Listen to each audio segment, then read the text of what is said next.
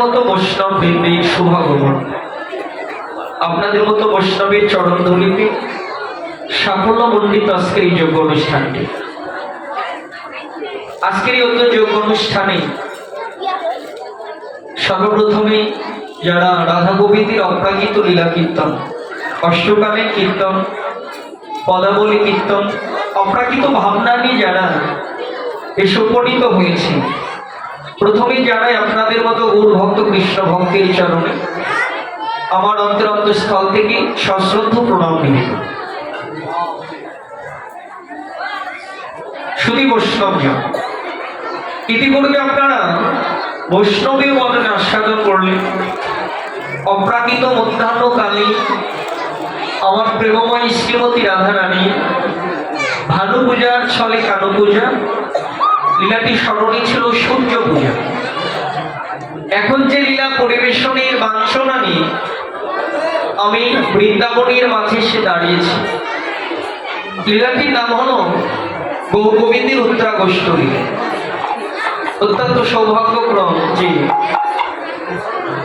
আপনাদের এদিকে সাধারণত অষ্টকালীন কীর্তন তিনটি লীলা কীর্তনের দল দ্বারা পরিবেশন করা হয়। এখানে চারটা দল, যেহেতু অষ্টকালীন কীর্তন মানে 8টি লীলা পরিবেশিত হয়, সেখানে 3টা দল হলো 8টা লীলা পরিবেশন হয়। তো যাই হোক, সেই অনুযায়ী প্রকৃত সময় সূচি অনুযায়ী যে লীলাটা, সেই লীলাটার নাম উত্তরাগস্ত লীলা। লীলা পরিবেশনের কোনো যোগ্যতা আমার নেই। আপনাদের কাছে নিবেদন, এখানে আমি কীর্তন করতে আসি, কীর্তনের যোগ্যতা নিয়ে ওখানে আমি এসে দাঁড়াই না। আমি এখানে শুধু এসে আপনাদের মতো বৈষ্ণবের সঙ্গ পেতে, আপনাদের মতো বৈষ্ণবের চরণ ধুলি আমার পাবঙ্গে নিপন করতে, এবং আপনাদের মতো বৈষ্ণবকে হৃদয় মাঝে জড়িয়ে ধরে তাপিত অঙ্গটাকে শীতল করতে। এই বাঞ্ছনা নেই এখানে একমাত্র অন্যতম লক্ষ্য নিয়ে আসে। যাই হোক, লীলা পরিবেশনের মধ্যে আমার বৈষ্ণব মায়েরা কথা বললে তো কীর্তন শ্রবণের পথে, রসদ গানের পথে ব্যাহত হবে। আপনারা একটু ভক্তি শ্রদ্ধা নিবেদিত হয়ে কীর্তন শ্রবণ করবেন। রসলীলা কীর্তন, অষ্টকালীন কীর্তন অষ্টসাত্ত্বিক ভাবে ভাবান্বিত না হলে, নববিধা ভক্তির শ্রদ্ধায় নিবেদিত একাগ্র চিত্ত না হলে কীর্তন শ্রবণে কখনো সার্থকতা অর্জন হয় না। যেহেতু কীর্তন অমূল্য একটা রতন, দ্বিযোগ রতন। এটা শাস্ত্রে শুনেছিলাম, কৃষ্ণ কথা বলা আর শ্রবণের মধ্যে কোনো পার্থক্য নাই।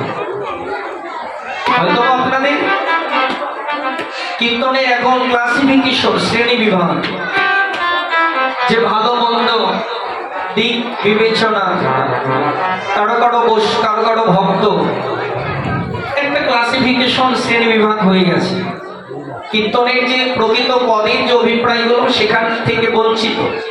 যাই হোক, আপনাদের অভিপ্রায় অনুযায়ী আপনারা শাস্ত্রে বললে কৃষ্ণ কথা শ্রবণ এবং বলার মধ্যে কোনো পার্থক্য নেই। কৃষ্ণ কথা বলে যেমন পুণ্যার্থ অর্জন হয়, শ্রবণ করেও একই পুণ্যার্থ অর্জন করা যায়। তার মানে এটা কি বোঝায় যে আপনি কৃষ্ণ কথা একজন বলল আর একজন একাগ্র চিত্তে সেটা শ্রবণ করল, এই বলার শ্রবণ করার পুণ্যার্থ কিন্তু একই। সে অভিপ্রায় বলা যায়। তাহলে আপনারা কথা বলবেন না, একাগ্র চিত্তে আস্বাদন করবেন। আপনারা মনে করবেন হতে পারে আজকে ভক্ত সঙ্গ শেষ সঙ্গ, আজকের এই বৈষ্ণব সঙ্গ করেই যেন মানব জীবনে শ্রেষ্ঠত্ব অর্জন হয়, যা ভবলীলার ভবপারের পথ পাথেয় হয়, যা দ্বারা আমার শ্রী গৌর গোবিন্দের রাতুল চরণে আশ্রয় লাভ করা যায়।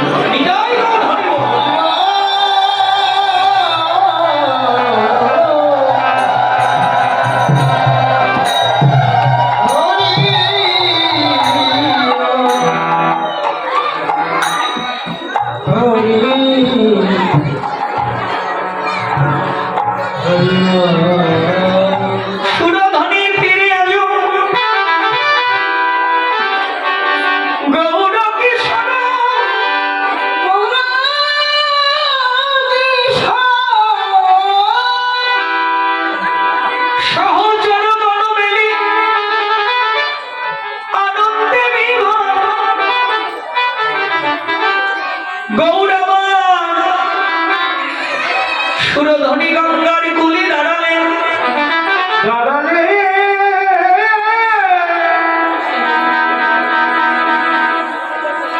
পদের অভিপ্রায় পদকর্তা বললেন বর্তমানে গৌরহরি যেখানে আছেন সেই জায়গাটার নাম হলো সুরধনির তীর। যেখানে গৌরহরি বর্তমানে অবস্থান করছেন এট প্রেজেন্ট টাইম, যেখানে তিনি বর্তমানে আছেন। তাহলে আমাদেরকে চিন্তা হবে সুরধনির তীরটা কোথায়, যেখানে গেলে গৌরাঙ্গ মহাপ্রভুকে অর্জন করা যাবে। এই কীর্তনের অভিপ্রায় কীর্তনেগণ দুটি আঙ্গিকে কীর্তন করে।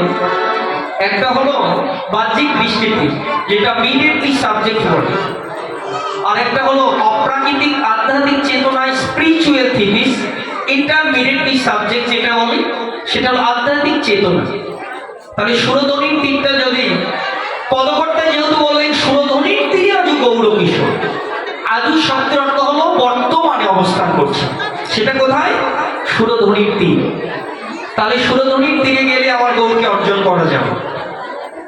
কীর্তনের অভিপ্রায় পদকর্তা বললেন সেই সুরধনির তীরটা কোথায়?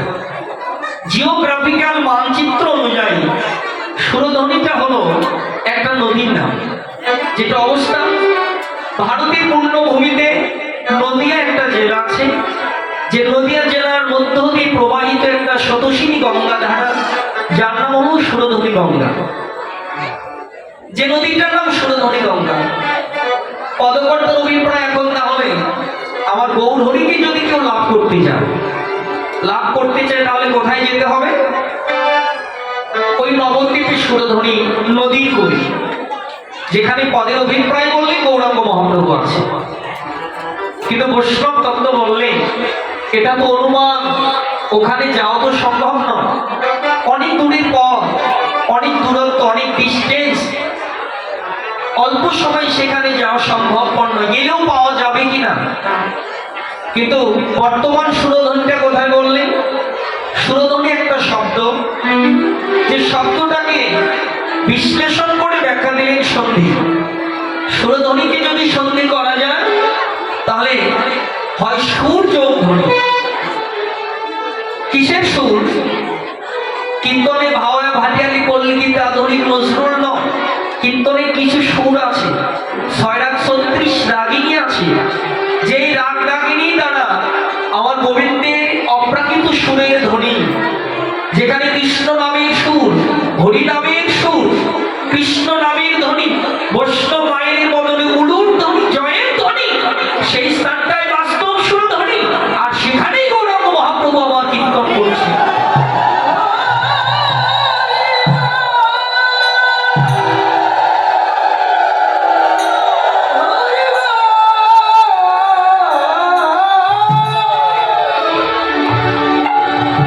তাহলে এখন আপনাদেরকে প্রশ্ন করি, তাহলে সেই সুরধনিটা কোথায় আজকে? এখন আজকে কালী এই রাধা গোবিন্দ মন্দির অঙ্গনটা আজকে সুরধনির তীর।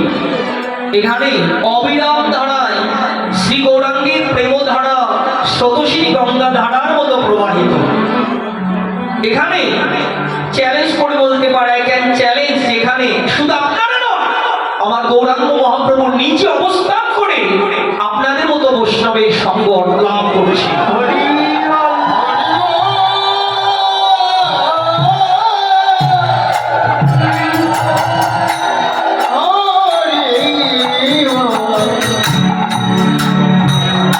সেই সুরধনির তীরে আজ গৌর কিশোর সহচর গণমেলি আনন্দে বিভোর। আমার গৌরাঙ্গের আনন্দ ধরছে না, আনন্দ প্লাবিত হয়ে যাচ্ছে। কেন তো আনন্দ? আসলে আনন্দ তো হবে কিছু কিছু ব্যক্তিত্বের বদল দেখলে, কিছু কিছু মানুষকে দেখলে আবার গৌর তো দূরের কথা, আমাদেরই রাগ হয়, ক্রোধ জন্মে, হিংসা হয়। যে ওকে কেন দেখলাম, ওকে দেখা মাত্র আমার হৃদয় যেন ক্রোধান্বিত হয়ে যাচ্ছে। এটা হৃদয়ে ক্রোধ জন্মে, রাগ জন্মে, ওর সামনে থাকতে ইচ্ছে করে না। আবার কিছু কিছু ব্যক্তিকে দেখলে হৃদয়ে অনেক আনন্দ হয়, অনেক প্রেম জাগে। মনে হয় আর একটু কথা বলি, আর একটু সঙ্গ করি, আর একটু দেখি, আর একটু সময় কাটাই, এই ব্যক্তিত্ব জন কাটা। আমার শ্রী গৌরাঙ্গে এমন আপনত্ব ব্যক্তিত্ব হয় তারা কারা, যাদের হা কৃষ্ণ বলিতে দুটি নয়ন ছড়ে, নয়নে ঝরে